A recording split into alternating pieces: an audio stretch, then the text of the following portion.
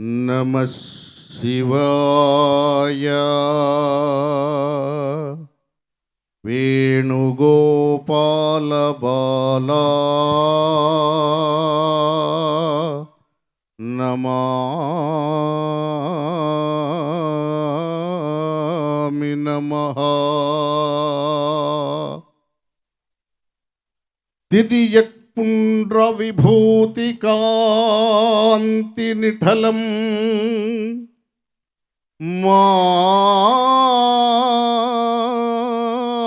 మాంజిష్ఠమే శోభితం బ్రహ్మజ్ఞాన సమగ్రమా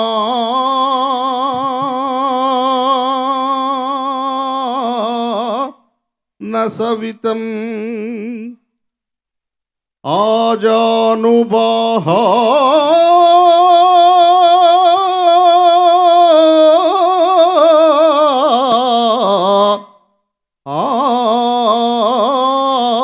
ఆహృదిన్ పూజ్యాంఘ్రిద్వయ వేణుదత్త భగవాన్ వేణుదత్త భగవాన్ మోక్షప్రదాత నమో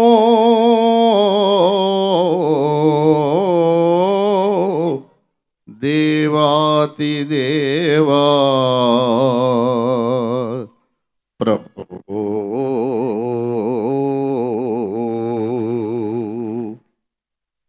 పరాత్పరుడు చరాచరుడు ప్రతి మనిషికి కావలసిన సహాయాన్ని అందించడానికి సిద్ధంగా ఉన్న మహాతపోనిష్ట అగ్నిస్వరూపుడైన భగవాన్ వేణుగోపాల స్వామి వారి చరణములకు పూర్ణముగా నమస్కరించి ఇక్కడున్న భక్తులకు సమస్త పిపిలకాది జంతుజాల భూతాంశ నాడులకు సహా దీర్ఘాయుష్మాన్ భౌలై పూర్ణ ఆరోగ్యవంతులై అఖండ తేజోవంతులై అష్టౌశ్వర్యవంతులై భాగ్యవంతులై మనోవంశఫల సిద్ధులై యోగ ప్రభాకరులై దంపతులు సుఖులై మీ పిల్లలు భాగ్యవంతులై అఖండ లక్ష్మి నివాసులై వర్ధిల్లవలే వర్ధిల్లవలే వర్ధిల్లవలే. శుభప్రదం శుభం. గురు పౌర్ణమి. దీనికి గురు పౌర్ణమి అనేటువంటి ఒక అద్భుతమైన పేరు ఈ లోకంలో ఉద్భవం చేసిన వారు మహోతపస్సంపన్నులు. సృష్టి భూమి సమస్తమైన విషయాలను అవగతం చేసుకున్నవారు. సర్వప్రాణి కోటికి ఈ 16 కళలతో ఉన్న చంద్రుని ప్రభావము ప్రతి జీవికి కష్టాలను తీసివేసి ఎప్పటి నుండో అనుకుంటున్న కాని పనులను విజయవంతం చేసేదానికి సూర్యుడు 18 విఘడియలు సమయాన్ని తీసుకొని సాయంకాలం మరలా చంద్రప్రభావుడయ్యేంత వరకు ఈ కాలం అమృత తుల్యమైన సమయం అని పురాతన భూమి పుట్టినప్పుడే ఈ సృష్టి ధర్మంలోనే దీని వివరాలు మహాతపస్సంపన్నులు పవిత్రమైన బ్రాహ్మణులు జ్ఞానులు పతివ్రతలు లోకాన్ని సంరక్షణ చేసే ఖ్యాతి కలిగినటువంటి మహనీయులు దీన్ని తీర్పు చేసి మనకు అందించారు. దీన్ని మనం అందుకునే స్థితిలో లేం. ఎందుకు? ఈ సృష్టి చూస్తున్నంత వరకే మనకు అర్థమవుతుంది. చూడనిది అవతల మనకు కనిపించటం లేదు.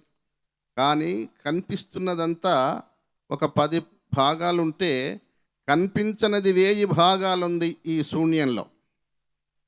దాన్నే దైవశక్తి ద్వారా మనం పట్టుకోగలం. ఇవాళ మనం ఇక్కడికి వచ్చిన ప్రతి మనిషి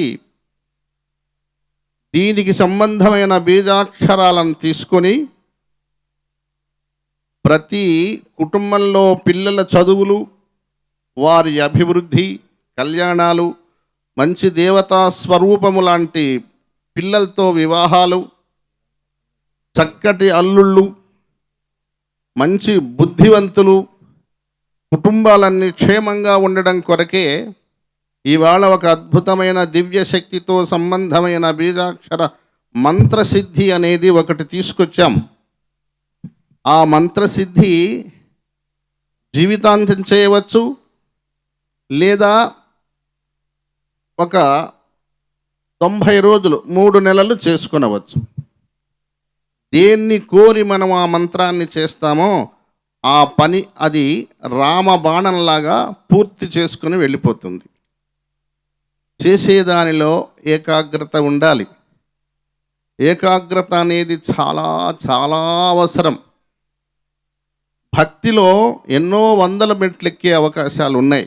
కింద మానవ శక్తి నుంచి యక్ష, రాక్షస, కిన్నెర, సిద్ధ, సాధ్య, విద్యాధర, గంధర్వుల పై భాగంలో ఉన్న త్రిమూర్తులు, లక్ష్మీదేవి సంబంధమైన వాళ్ళు అందరూ తపస్సు ద్వారా ఒక్కొక్క మెట్టు ఒక్కొక్క లోకంలో ప్రయాణం చేస్తున్నారు. ఇప్పుడు మనం భూలోకంలో ఉన్నాం. తపశ్శక్తి, నియమము, నీతి ఇంద్రాది దేవతలకు, త్రిమూర్తులకు, మనకు ఒక్కటే.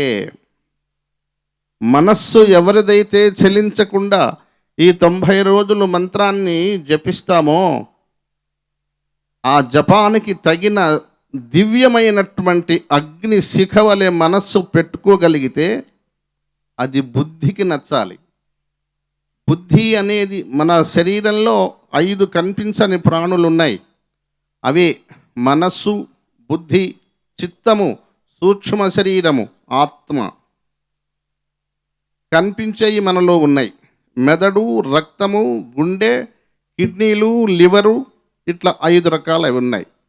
వాటిల్లో ఒక్కటి దెబ్బతిన్నా మనం బ్రతకలేం. ఈ 5 కనిపించని శక్తులలో బుద్ధి నశిస్తే మనం పశువులమైపోతాం. అనేక కోట్ల జీవరాశులు ఉన్నాయి. వాటికి మనకు బుద్ధి ఒక్కటే తేడా. ఇప్పుడు ఒక ఆవు దూడనేస్తుంది, కోడదూడను. వయసు వచ్చినాక ఆ కోడదూడతోనే మళ్ళీ ఇంకొక గర్భిణీ వచ్చేస్తుంది ఆ గోవుకి. చెల్లి, తల్లి, భార్య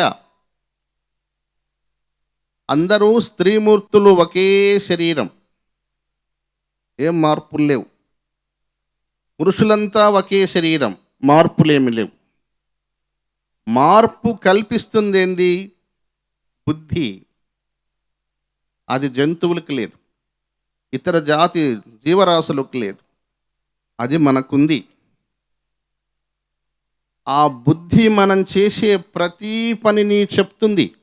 ఇది చెయ్యొద్దు, ఇది చెయ్యి అని చెప్తుంది. అది మనస్సు వినదు. ఇక్కడ మనం బ్రతికేది 100 ఏళ్ళు ఆయుష్ అని చెప్పుకుంటాం. 50 ఏళ్ళు నిద్రకి వెళ్ళిపోతుంది, మిగిలింది 50. 10 సంవత్సరములు బాల్యం అయిపోతుంది, 10 సంవత్సరములు వృద్ధాప్యం వచ్చేస్తుంది, మిగిలేది 30 సంవత్సరములు. ఈ 30 ఏళ్లలో నీవు బుద్ధిని నిలబెట్టుకోగలిగి ప్రతి పనిలో భగవంతుణ్ణి, గురువుని పట్టుకోగలిగితే నీకు చిన్ననాటి నుండే తపస్సు చేసిన ఖ్యాతి నీ జీవితంలో మిగులుతుంది.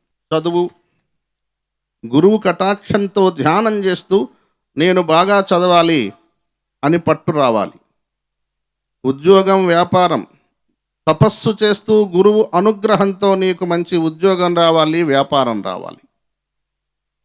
వివాహం, ఒక చక్కటి మనసున్న పాప నాకు భార్యగా రావాలి, అది గురువు కటాక్షం, గురువు నుండి ఏకాగ్రతతో పట్టుకోవాలి.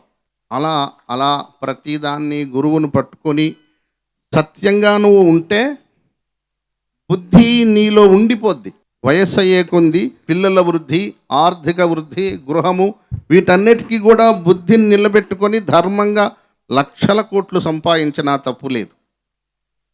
దుర్మార్గములను ఆచరించి బుద్ధి చెప్పిన మాట వినక పిల్లలే శాశ్వతమని, కుటుంబమే శాశ్వతము, కనిపిస్తున్న ఈ లోకమే శాశ్వతమని లక్షల కోట్లు కాదు వేల కోట్లు సంపాదించిన ప్రాణం పోయే సమయానికి అది వెళ్ళిపోతుంది. ఈ లోపలే బుద్ధి వెళ్ళిపోతుంది. బుద్ధి మనలో అప్పుడు ఉండదు. అది ఉండకపోతే ఇంకా మనలో ఏం మిగులుతుంది? మనస్సు, సూక్ష్మ శరీరం. బుద్ధి వెళ్ళిపోతే చిత్తం వెళ్ళిపోతుంది. చిత్తం వెళ్ళిపోతే ఆత్మ వెళ్ళిపోతుంది. మనస్సు అన్ని దుర్మార్గాలకు సంబంధించి చేసేస్తుంది. దానికి నీతి లేదు. ఇప్పుడు జంతువులాగా అయిపోతాం మనస్సు ఒక్కటైతే. జంతువులకి నియమము నిష్టలు ఏమున్నాయి? ఏం లేవు. అప్పుడు మనకు కూడా అంతే, నియమాలు లేవు, నిష్టలు లేవు. అప్పుడు మనస్సు, సూక్ష్మ శరీరము ఈ రెండే మిగులుతాయి. శరీరం పడిపోయిన తరువాత శ్మశాన వాటికి తీసుకుని వెళ్ళి దహనం చేసేంత వరకు మనస్సుకు భయం తెలియదు. దహనం చేస్తుంటాడు, కుమారుడే దాన్ని తగలేస్తుంటాడు శరీరాన్ని. అప్పుడు భయపడతాడు. జరిగిందంతా అతనే చూశాడు కదా, ఇప్పుడు జరుగుతున్నది చూస్తున్నాడు. అల్లారు ముద్దుగా పెంచిన నా కొడుకు అతి దారుణంగా నన్ను కట్టెలపైన పెట్టి నిప్పు పెడుతున్నాడు ఏమిటి అనే బాధ, ఆవేదన కలుగుతుంది. ఆ శ్మశాన వాటికలోనే 10 రోజులు ఉంటాడు. తను శరీరం కదా ముఖ్యం. అక్కడ ఏం కనిపిస్తుంటాయి ఆయనకి? అక్కడ అన్ని ఆత్మల ఘోష. అవి బయటకు వెళుతూ, సూక్ష్మ శరీరాలు బయటకు వెళుతూ, మనస్సు బయటికి వెళుతూ, లోపలికి వస్తూ అక్కడ అన్ని దుఃఖ సంపూర్ణమైనవే మనకి వినిపిస్తుంటాయి ఆ జీవునికి. మనస్సు అనేది మొత్తాన్ని గమనించే శక్తి మనస్సుకుంటుంది. తక్కిన వాటికి నిలవదు. మహావిద్యావంతులు, గొప్ప గొప్ప సాహిత్యాన్ని నేర్చుకున్న మహాపండితులు, వేద పండితులు, సమస్తమైనటువంటి ఏ వృత్తిలోని ఉన్నాయి అనేక కళలు ఉంటాయి. ఈ కళలు ఉన్నవారు కూడా బుద్ధిని పోగొట్టుకుంటే ప్రేతమై అక్కడే ఉంటారు. ఆ కళలన్నీ ఆవేదన చెందుతున్నాయి. ఇప్పటి వరకు మమ్మల్ని ఈయన పోషించాడు, ఈయన పడిపోయాడు, ఇంకా మమ్మల్ని పోషించేవాడెవరు? ఎవరు వాళ్ళని పోషించేది? ఈ విధంగా ఆలోచించిన గుండియల్బగులు ఆయా పిల్లగోరీలలో.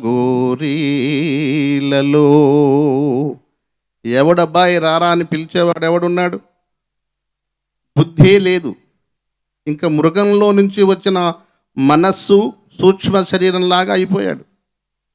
కుమారుడు రాడు, కోడలు రాదు.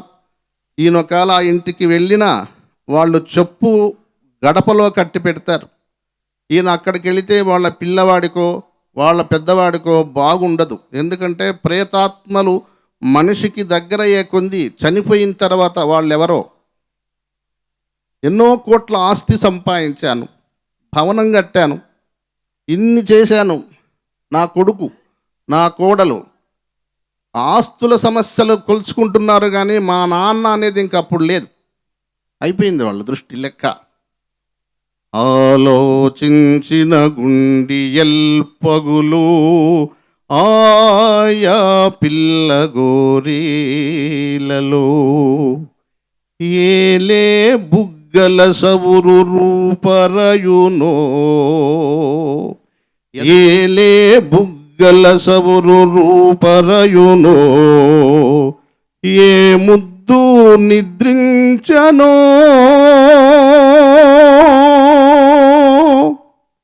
ఇవన్నీ ఎందుకు జరుగుతున్నాయి? ఈ లోకంబున వృద్ధిగా గల ఏ ఏ విద్యలల్లాడునో,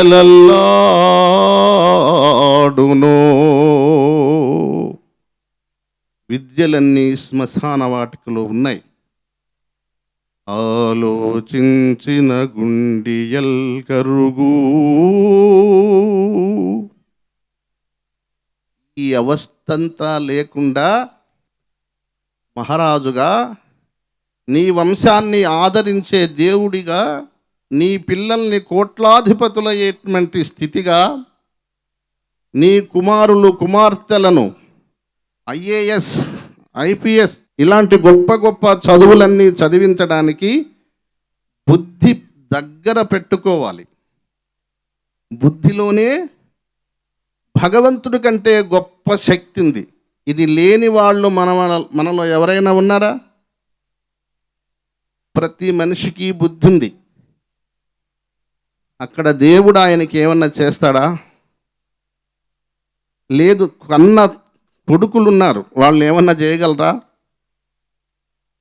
ప్రేతమైపోయి శాశ్వతంగా నిలబడిపోతాడు.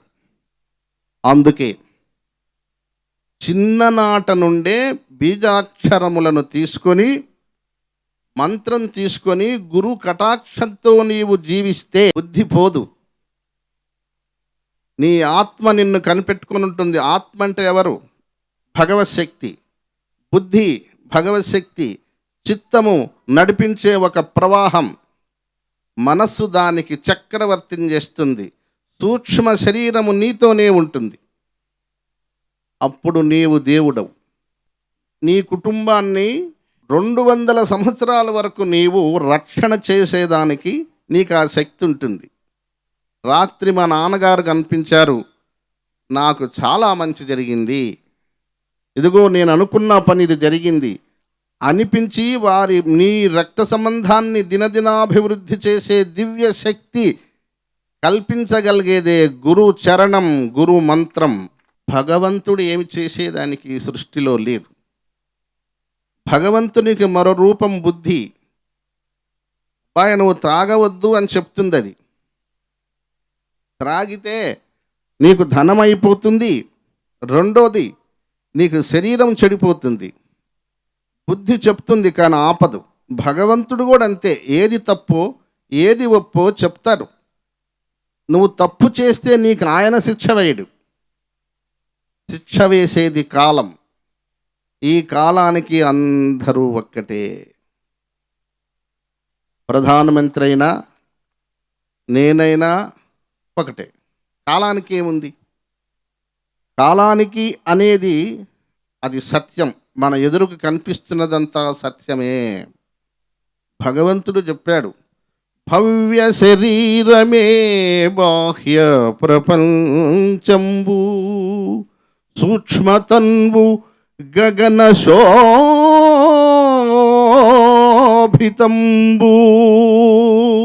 ఈ కనిపించేదంతా నేనే, నా శరీరమే. చెట్టు, చేమ, పిల్లి, పక్షులు, సకస్తమైనటువంటి జాతులన్నీ న్యాస్వరూపాలే అంటుంది భగవశక్తి. ఎవరేం చేసుకుంటే ఆ ఫలితాన్ని మనం పొందాల్సిందే. ప్రతిదానికి గురుమంత్రం, గురు దయ మనమేన ఉండాలి. పార్థుడు కృష్ణుణ్ణి పెట్టుకున్నాడు గురువుగా. అన్నీ విజయాలే, అపజయాలు లేవు. అలా ఉండాల మనకి. మంత్రాన్ని తీసుకున్నవాడు భగవంతుడు అవుతున్నాడు. అది మీకు తెలుసు. మీకు ఏమేమి పనులు కావాల్సినవి ఉన్నవో అవన్నీ మనసులో పెట్టుకొని, ఇవాళ పండితులు మనకి మంత్రోపదేశం చేస్తారు. ఆ మంత్రం తీసుకొని గురు దీక్ష, నేను అన్నిటినీ సాధిస్తాను, బుద్ధిని నిలబెట్టుకుంటాను, నా వంశాన్ని ఉద్ధరిస్తాను, నా పిల్లల్ని పెద్ద చదువులు చదివిస్తాను, నా కుటుంబాన్ని కోట్లాధిపతుల్ని చేస్తాను, దానికి గురుమంత్రం నాకు కావాలనుకున్న వాళ్ళందరినీ నేను కలుస్తాను. ఎలా కలుస్తానో అది వివరాలు ఇస్తారు మన వాళ్ళు. నేను రేపటి నుంచి కలుస్తాం మిమ్మల్ని. ఎవరైనా గురూపదేశం మంత్రం పొందాలి అనుకున్న వాళ్ళందరూ ఈ లోకానికి మహోపకారం చేసినట్టే. మై ఒక్కళ్ళకే కాదు. ఇప్పుడు నేనేదో 10 మందికి 10 మాటలు చెప్పి కొంతమందికి ఏదో నా తోచింది నేను చేయగలుగుతున్నా. బుద్ధిని పెట్టుకోబట్టి చేయగలుగుతున్నా. అది మీకు ఉంది, మీరు చేయండి. ఒక్కొక్కళ్ళు ఒక్కొక్క 100 కుటుంబాలకు రక్షణ కల్పించండి.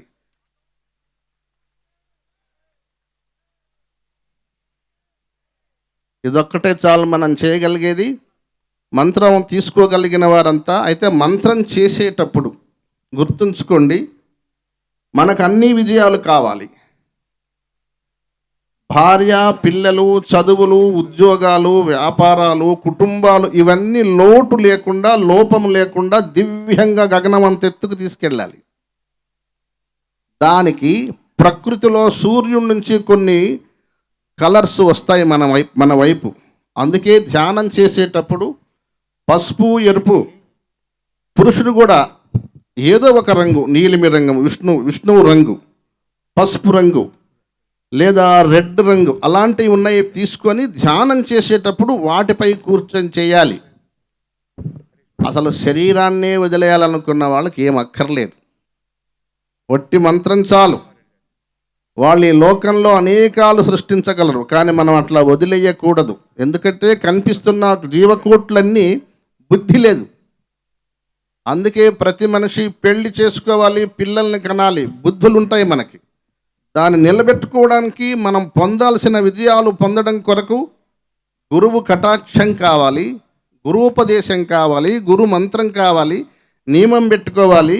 మీరు కోరిన ప్రతి కోరిక నెరవేరాలి. అది ఇప్పుడు మనం చేస్తున్నాం. అందరూ తీసుకోదలుచుకున్న వాళ్ళు మంత్రం ప్రింట్ చేస్తున్నాము, తీసుకోండి. నన్ను ప్రతి ఒక్కరూ కలవండి, మీకు నేను టైం ఇస్తాను. ఫోన్లో వాళ్ళు మీకు టైం ఇస్తారు. అందరినీ, ఒక్కొక్క కుటుంబాన్ని ప్రశాంతంగా కలిసి అందరికీ వివరాలు ఇస్తాను, చేసుకుందాం.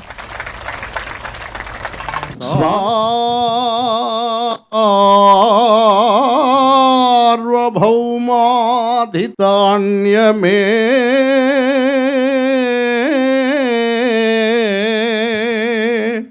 ఆధి కుంభోన్యయః.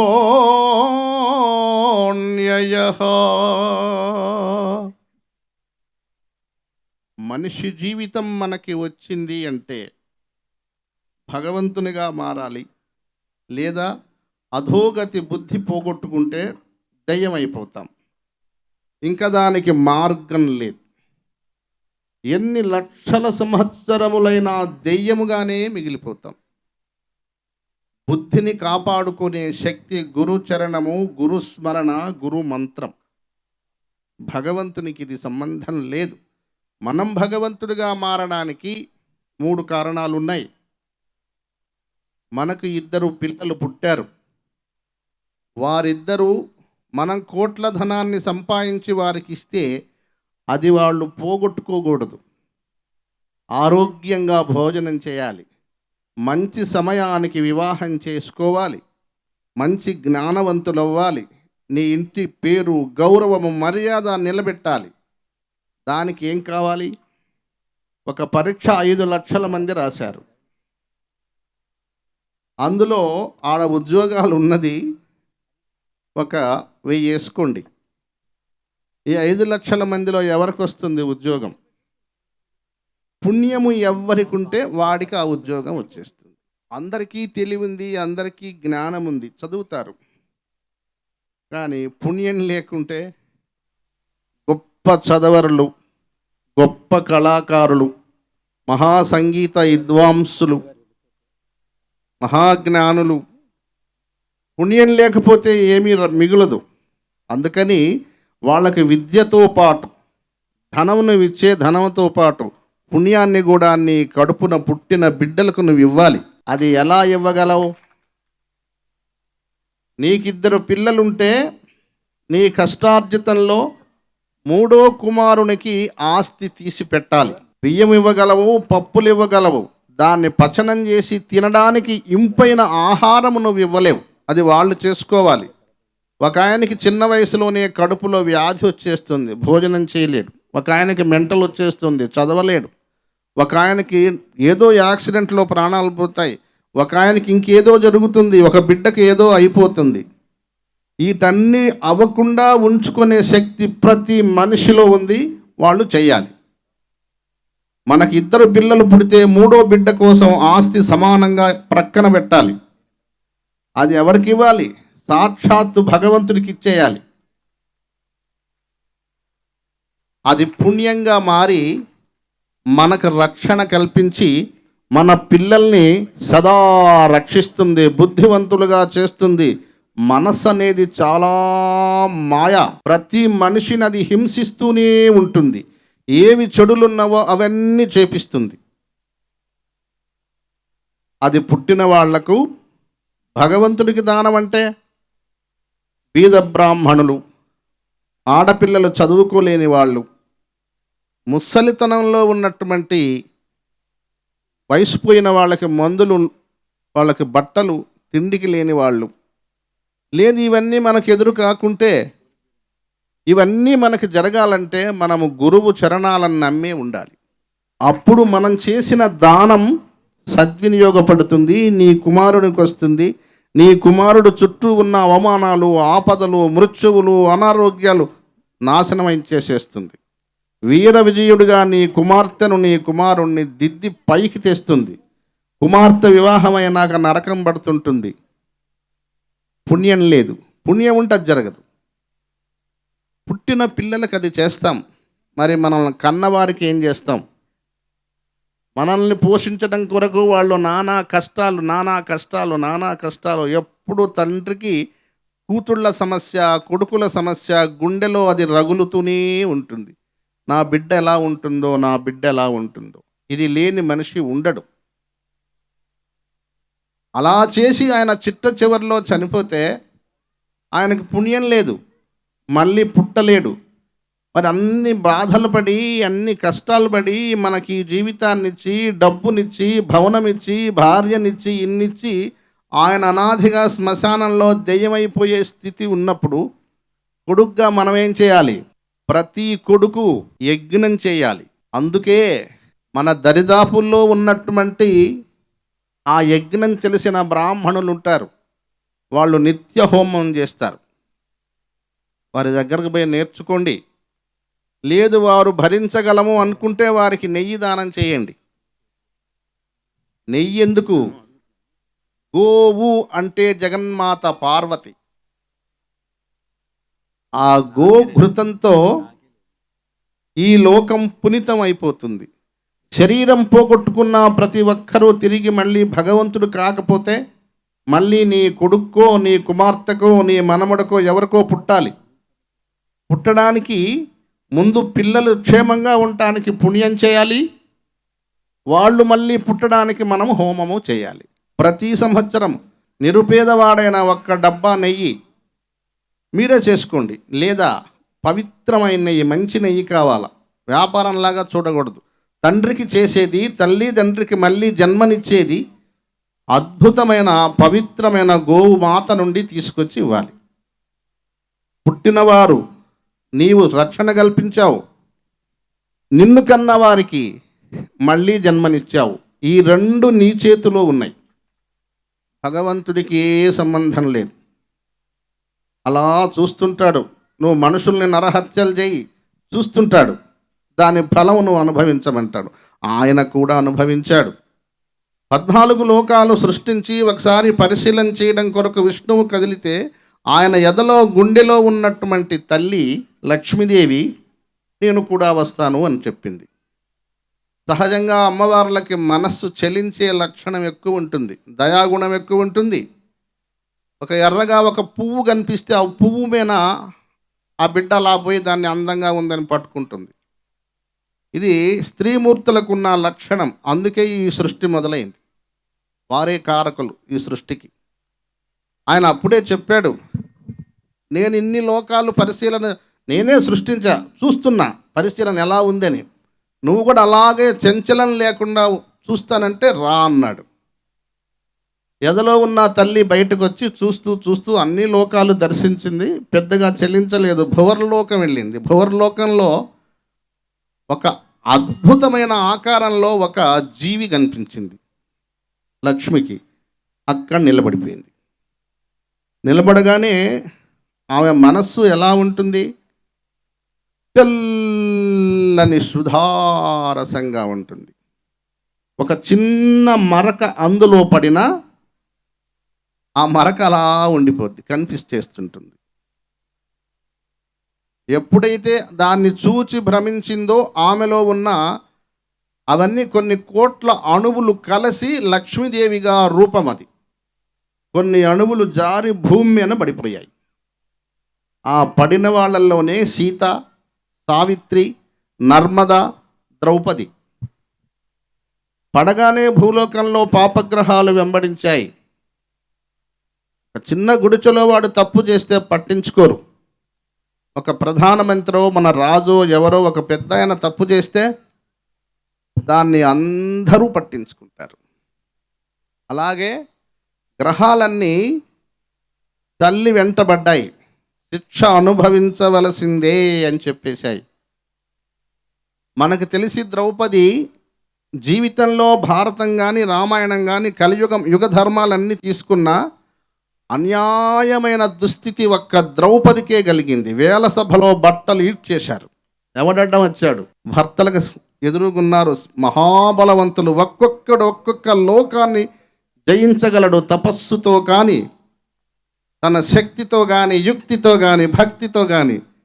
ఆమెను బట్టి వీధిలో నుంచి పట్టుక వచ్చి అన్ని వేల మంది సభలో వెంటబడుతుంటే దుశ్శాసనుడు అరిచి కేకలు పెడుతుంటే పెద్దవాళ్ళంచి ఏమిటయ్యా చూస్తున్నారు, నేను ఇంటికి దూరంగా ఉన్నాను, ఏకచీరలో ఉన్నాను అనేకాలు చెప్తున్నా ఎవడు వినిపించుకోలేదు. వినిపించుకున్నా ఎవరేం చేయలేదు.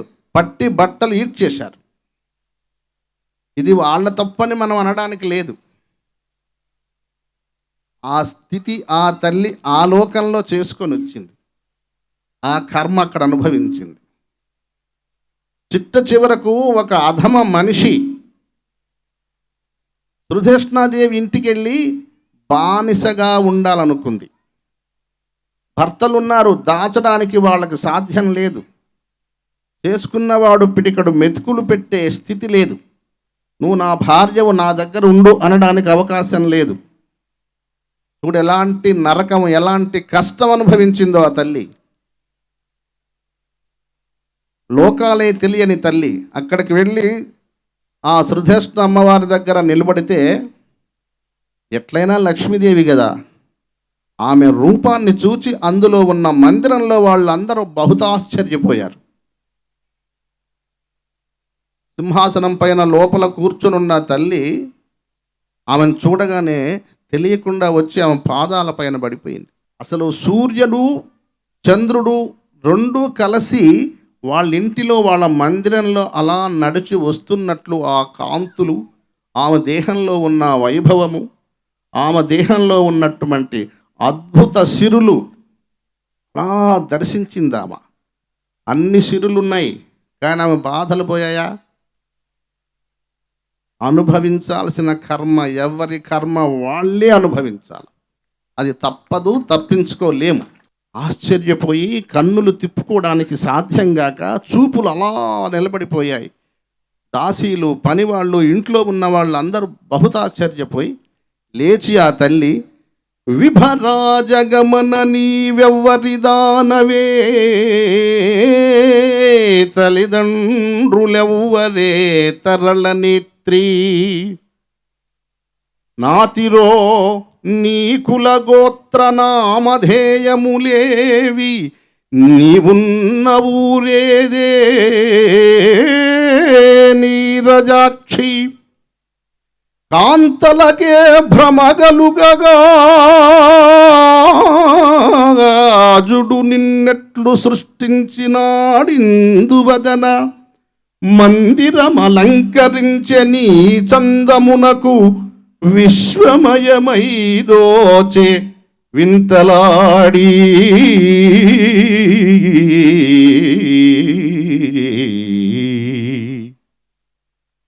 ఆడవాళ్ళకి ఇంత భ్రాంతి కల్పిస్తున్నావు, కన్నులు తిప్పుకోవడానికి సాధ్యం కాలేదు.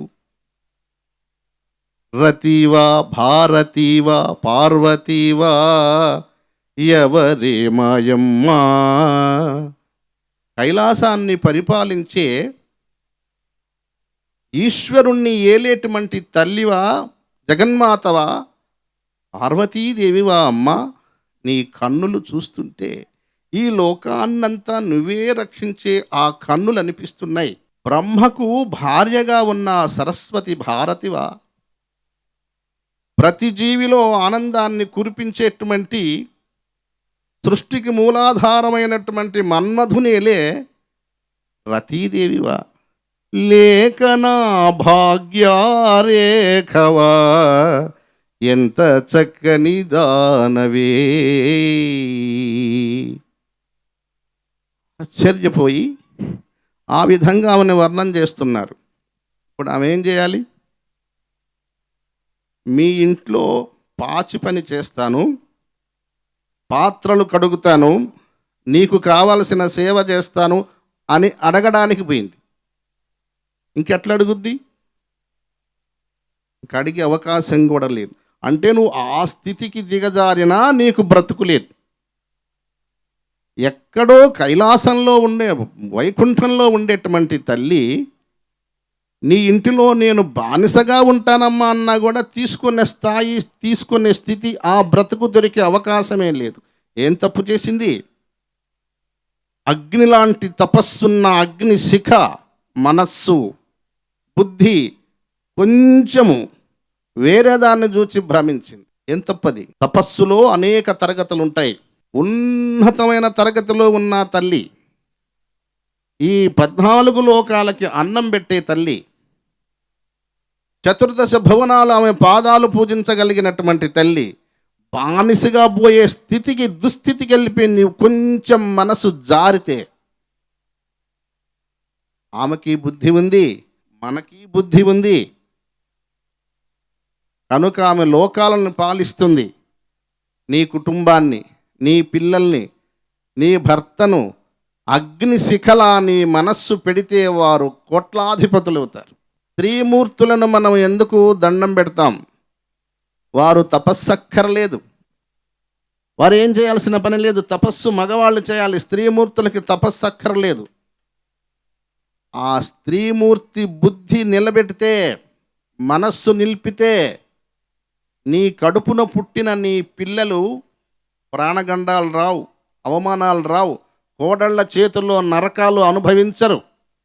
ఇవాళ ఎక్కడికి పోయావంటే విడాకులు ఇస్తానంటున్నారు, ఎక్కడికి పోయిన విషయం అడగకూడదు అంటున్నారు. అలాంటి దుస్థితి నీ ఇంట్లో ఉండదు. ఇదంతా ప్రతి స్త్రీ మూర్తిలో ఉంటుంది. భగవంతుడు కూడా ఆమె పాదాలకు పూజించాల్సిందే. బ్రహ్మదేవుని భార్య సరస్వతి స్త్రీ కదా, మరి ఆమె పాదాలకు మొక్కకుండా ఏ దేవుడు ఉన్నాడో చెప్పండి. అంటే స్త్రీని మనము ఎలా చూడాలనేది ఒక అవగాహన ఉండాలి. భర్త అనేవాడు ఆమెని అన్నిటికంటే మించిన పదార్థం. నీ ఆనందానికి, ఆకలికి, నిద్రకు, నీ వంశానికి, నిన్ను ప్రతిరూపాన్ని చూపించేదానికి, నీ ఇంటి కీర్తికి, వీటన్నిటికీ మూలాధారము ఆ తల్లే. అంత గొప్ప తల్లి ఎలా ఉండాలి? ఒక్క భర్తకు తప్ప తక్కిన వాళ్ళందరికీ దేవత అయి కనిపించాలి. అలా ఉంటే లాభం ఎవరికి? మనకా? నీ పిల్లలకు, నీ భర్తకు, నీ కుటుంబానికి. పిల్లలందరూ వచ్చారు, ఆ పక్షిని కొట్టాలా చూడండిరా అన్నాడు ద్రోణాచార్యులు. అందరూ చూస్తున్నారు, ఏం కనిపిస్తుందిరా? ఆయుధాలు ఎక్కువ పెట్టారు. నాకు చెట్టు, నేల మొత్తం పక్షి కనిపిస్తుంది అంటున్నారు. ఒక పార్థుడొక్కడే నాకు కన్ను కనిపిస్తుంది మహాశయ అన్నాడు. ఏకాగ్రత. ఏకాగ్రత ఉన్నవాడు ఐఏఎస్ అవుతాడు, ఐపీఎస్ అవుతాడు, డాక్టర్ అవుతాడు, ఇంజనీర్ అవుతాడు. లేనివాడు అడుక్కునే స్థితికి పోతాడు. అంతే కదా. ఇప్పుడు కలెక్టర్ అయ్యాడు అనుకోండి, ఒక నిరుపేద ఇంటిలో అబ్బాయి, ఆయన దగ్గర చేతులు కట్టుకొని నిలబడాల్సిందేగా. దానికి మూలం ఏమిటి? బుద్ధి, మనస్సు. ఇది నిలబడాలంటే గురువు కావాలి. డబ్బు పెట్టి మనం ఏది కొనలేం. ఆస్తులు ఇచ్చి లాభం లేదు, పిల్లలకి భవనాలు కట్టించి లాభం లేదు. బుద్ధినివ్వడానికి మనం చేయాల్సింది గురు చరణ సేవ మంత్రం. ఇది మన అందరికీ అవకాశం ఉంది. ఇవాళ మన గురువు వేణు దత్తాత్రేయ స్వామి ప్రభు, ఆయన చరణాలు ప్రతి ఒక్కరు హృదయంలో, గుండెలో ఉంచుకోండి. మీకు అపజయాలు లేవు, రావు. ఒక్కసారి భగవంతుడి గురించి మనస్సు నిండా అనుకుని, మనస్సు నిలిపి, కావలసిన పని ఏమిటి? అనారోగ్య నిర్మూలన, మనస్సు ఏకాగ్రత, చిత్తమునకు కావలసిన సౌందర్యము, నీ పిల్లల యోగ్యత, నీ పిల్లల చదువులు, నీ కుటుంబము శ్రేష్టముగా ఉండాలి. నీ ఉద్యోగం ఎక్కడ నిన్నెవడో ఇబ్బంది చేయకూడదు. నీ వ్యాపారం బాగా జరగాలి. నీకు కావలసిన భూములు అమ్మాలి, కొనాల్సినవి కొనాలి, వివాహాలు జరగాల్సినవి జరగాలి. అన్నీ నీ మనస్సు ప్రశాంతంగా ఉంచి బీజాక్షర శక్తిని ఆశీర్వదించి చేతులు మోడ్చి భగవాన్ వేణుగోపాల స్వామి వారికి నమస్కరించుకోండి. ఓ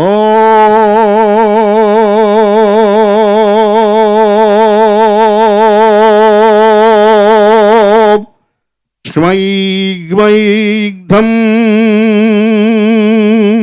విఘ్నోన్యా త్రిక్వాన్వయక పురుషాంధృతుర్భవత్వయఖద్ధ్రుం కంకత్వయఖద్ధృతుహం ధుక్తిక్వాన్యకః వివర్భా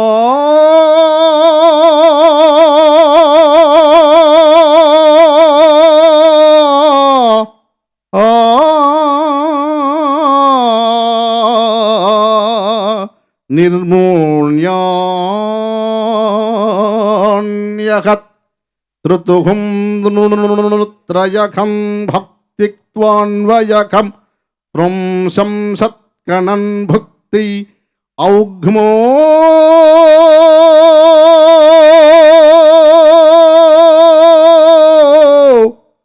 ఓ